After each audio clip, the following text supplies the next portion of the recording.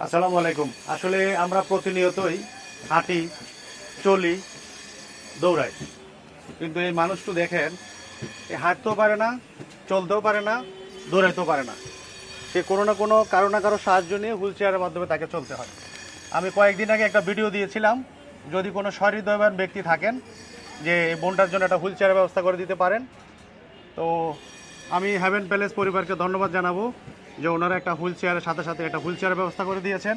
এবং হেভেন প্যালেসের যারা দেশ এবং বিদেশে যারা যেখানে আছেন প্রত্যেকের সুস্বাস্থ্য এবং দীর্ঘায়ু কামনা করছি। ভবিষ্যতে এরকম যারা যেখানে আছেন এসব মানবিক কাজে এগিয়ে আসবেন এবং মানুষের সহযোগিতা করবেন।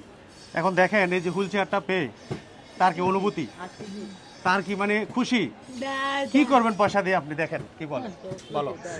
দাদা ভালো খুশি Nada ya nada good খুশি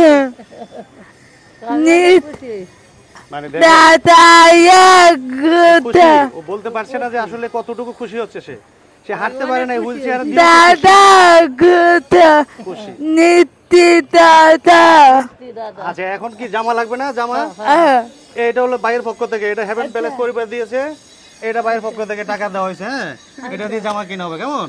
এর ভিতরে টাকা আছে, থাকুক। তাও আসলে পরিশেষে বলবো, এটা কোনো দান নয়, এটা কোনো অনুদান নয়, এটা অন্য কিছু না। এটা হলো সহানুভূতি, এটা হলো মানুষের পাশে দাঁড়ানো, এটা হলো একটা উপহার। আসুন আমরা বিবেকবান হই, সামাজিক হই, মানুষের পাশে দাঁড়ানো শিখি। কারণ এই পৃথিবীর সম্পদ আপনি কিন্তু ভোগ করে যেতে পারবেন না, কিছু অংশ হয়তো আপনি ভোগ করে সব পুরো পৃথিবীতে থেকে যাবে। কারণ পূর্বপুরুষ কেউ নিয়ে যেতে পারেন না, আপনিও পারবেন না, এটাই সত্য কথা। কোথাও না কোথাও আপনাকে স্টপ হতে হবে।